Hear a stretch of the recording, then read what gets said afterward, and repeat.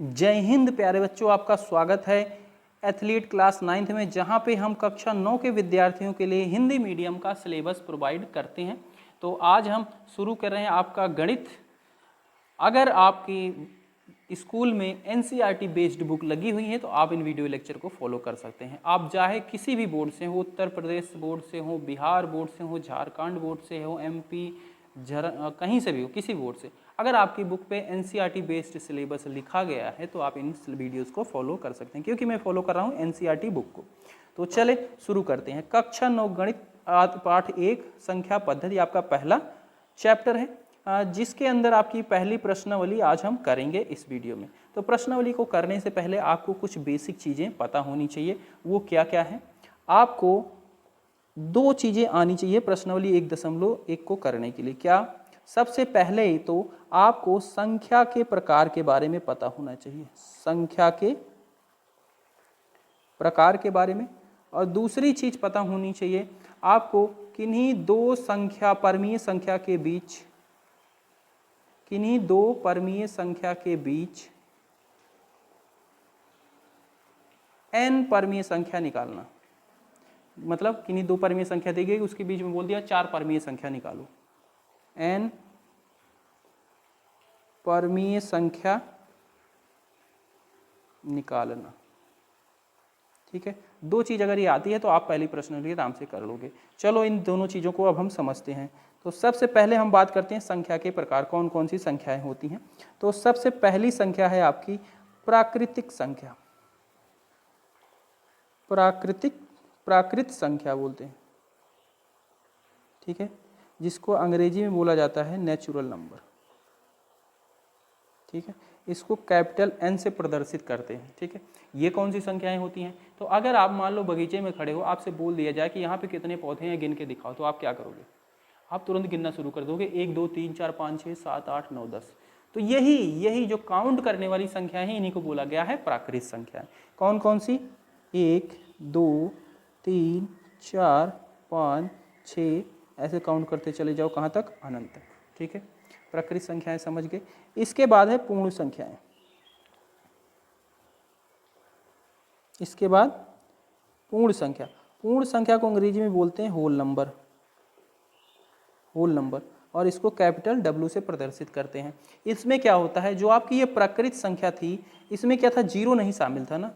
अगर इसी में जीरो शामिल कर दो, वही बन जाता है पूर्ण संख्या। यानी कि पूर्ण संख्या में क्या हो जाता है? जीरो भी होता है, 1 2 3 4 5 6, ये अनंत तक की पूरी संख्याएं इसमें होती हैं। ठीक है, पूर्ण संख्या समझ लिया। इसके बाद तीसरी संख्या है पूर्णांक संख्या।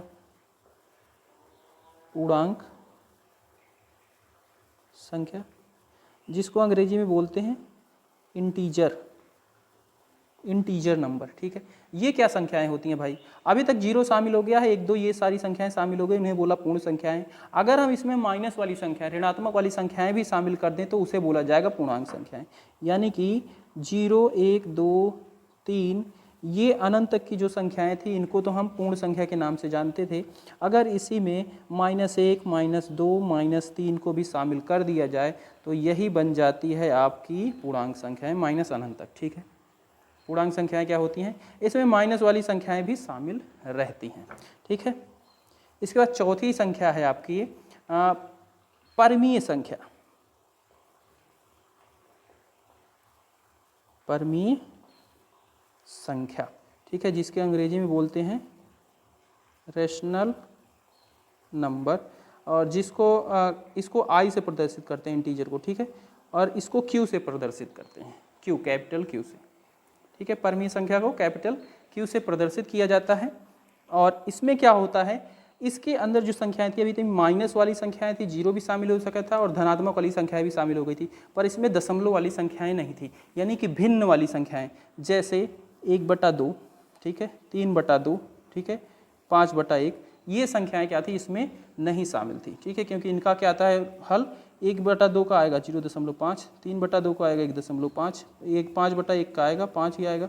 ठीक है, तो यानी कि ये क्या है? भिन्न वाली संख्याएं हैं, ये नहीं शामिल थी पूर्णांक संख्याएं में। अगर उन्हीं में ये वाली पूर्णांक संख्याओं के अंदर भिन्न वाली संख्याओं को भी शामिल कर दिया जाए तो वही बन जाता है आपका परमीय संख्या। ठीक है, परमीय संख्या क्या होता है?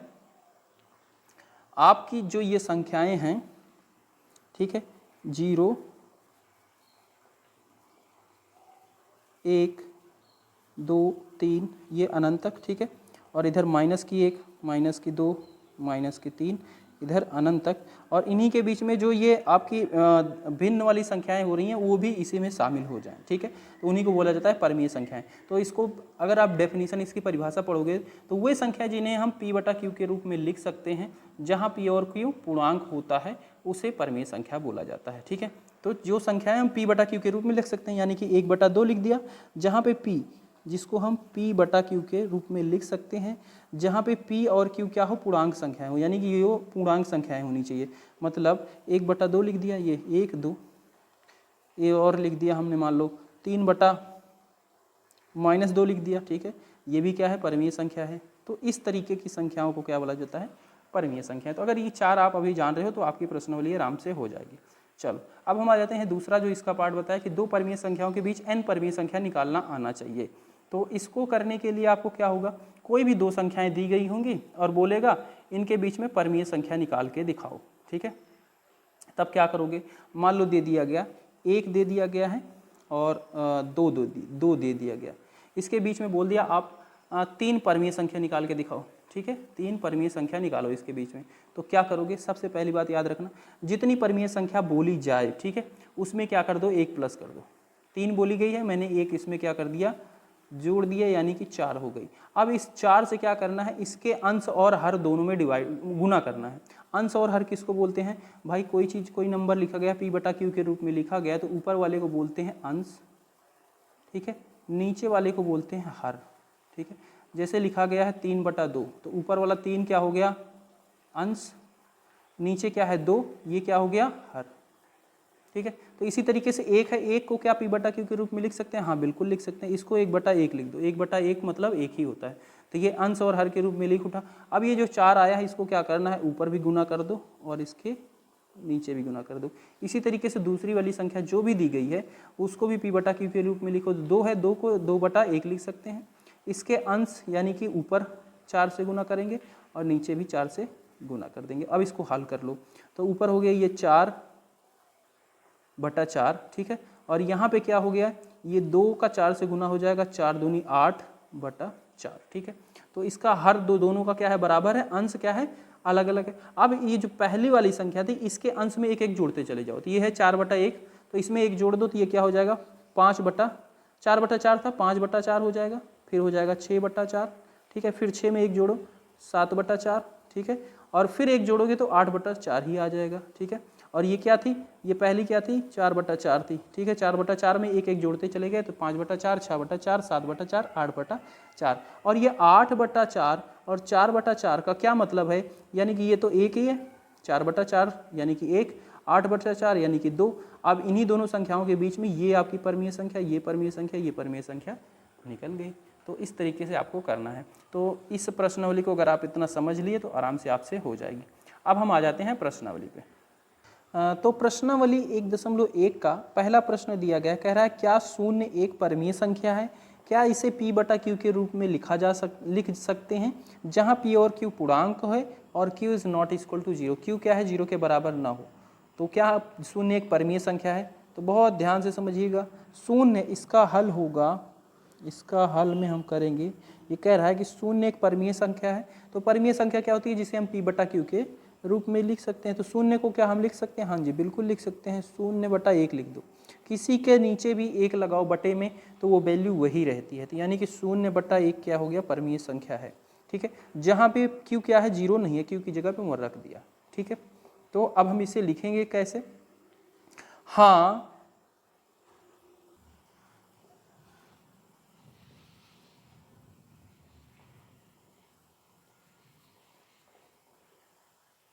तो लिखेंगे हाँ 0 एक परमीय संख्या है, इसे हम p/q के रूप में लिख सकते हैं जैसे 0/2, 0/1, 0/2, 0/3, 0/5, जहाँ p और q पूर्णांक है और q is not equal to 0 है।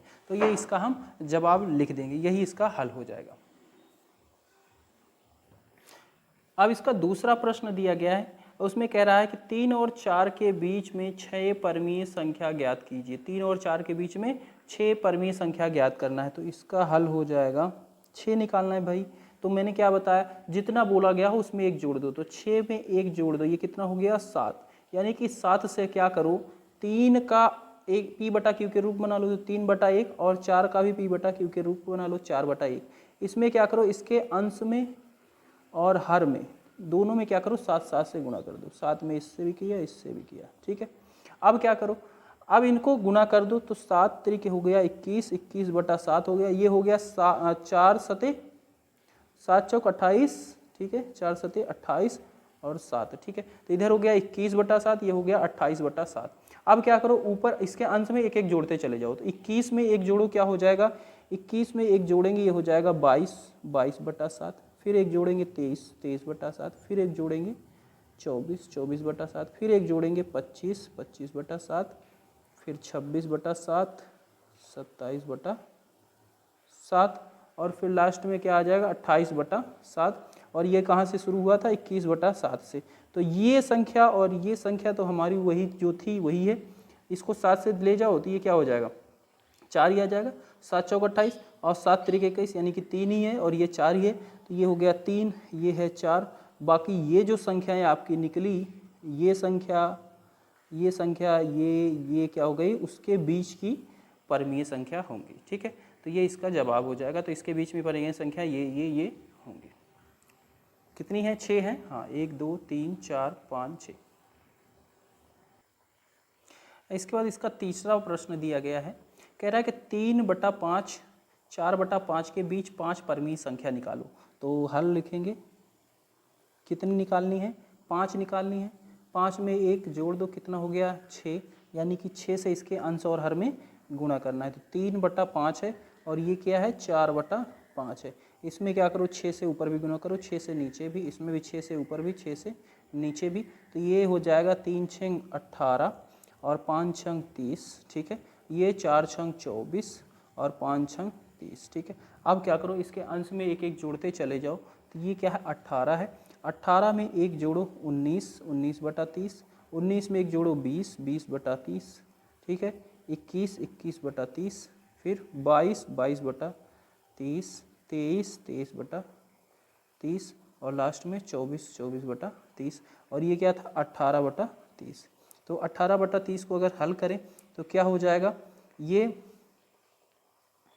6 के पहाड़े में 5 बार, 6 पंचे 30 और 6 त्रिक 18। इसी तरीके से 6 चौक 24, 6 पंचे 30, यानी कि ये तो हो गया 3/5 ही हो गया।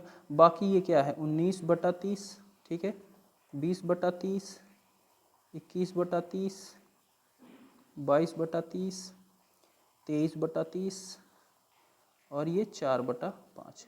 तो 2 परमीय संख्याओं के बीच में हमने ये देखो 5 परमीय संख्याएं निकाल दी, 1 2 3 4 5, ठीक है। तो इस तरीके से आपका ये वाले का भी हल होगा।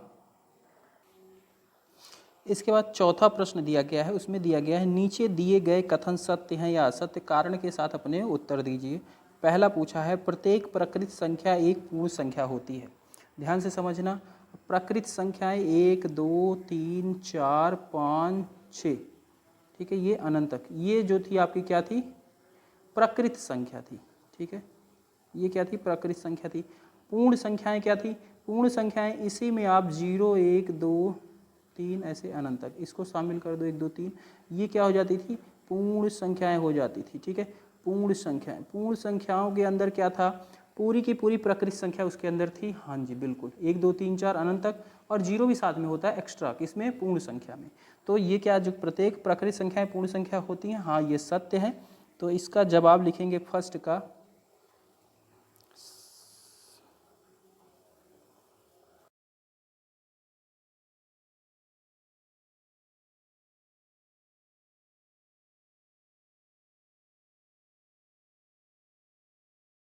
इसका जवाब लिखेंगे सत्य है, क्योंकि सभी प्रकृत संख्याओं और 0 के संग्रह से पूर्ण संख्याएं बनती हैं। तो ये इसका जवाब लिख देंगे। दूसरा वाला है प्रत्येक पूर्णांक एक पूर्ण संख्या होती है। प्रत्येक पूर्णांक, पूर्णांक क्या होता था भाई, इसमें क्या होता था -2 -3 ये -1 0 1 2, ठीक है, ये सारी संख्याएं शामिल होती थी। उसके अंदर पूर्णांक के अंदर क्या होता था, प्राकृत संख्या भी शामिल होती थी, पूर्ण संख्या भी शामिल होती थी, और क्या होता था, ऋणात्मक वाली भी संख्याएं शामिल होती थी, उसको बोला गया था पूर्णांक। तो पूर्णांक संख्या के अंदर ये कह रहा है कि प्रत्येक पूर्णांक संख्या पूर्ण संख्या होती है। भाई पूर्णांक संख्या में क्या होता है, माइनस वाली भी संख्याएं होती हैं, तो ये तो पूर्ण संख्या नहीं होंगी, ठीक है, क्योंकि पूर्ण संख्या के अंदर तो सिर्फ 0 1 2 3 होते हैं। तो पूर्णांक संख्याएं सभी पूर्णांक संख्याएं पूर्ण संख्याएं नहीं होंगी। तो ये जो दिया गया है ये गलत लिखा गया है, यानी कि असत्य है।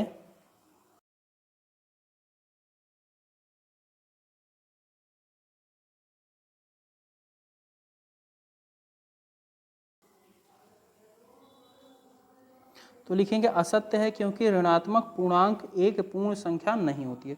जो ऋणात्मक वाली पूर्णांक वाली संख्याएं वो पूर्ण संख्याएं नहीं होती हैं। इसका तीसरा का जवाब होगा प्रत्येक परमीय संख्या एक पूर्ण संख्या होती है। प्रत्येक परमीय संख्या एक पूर्ण संख्या होती है, नहीं।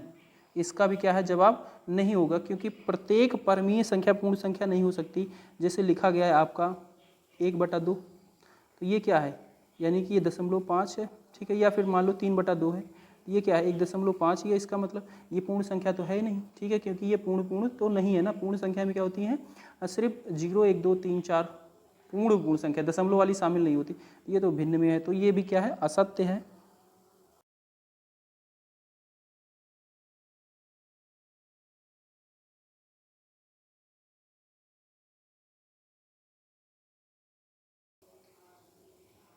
तो लिखेंगे असत्य है, क्योंकि परमीय संख्याएं 3/5 2/3 7/5 आदि पूर्ण संख्याएं नहीं हैं, क्योंकि ये पूर्ण संख्या नहीं है, इसलिए ये भी असत्य है। तो इस तरीके से आपकी पहली प्रश्नावली समाप्त होती है।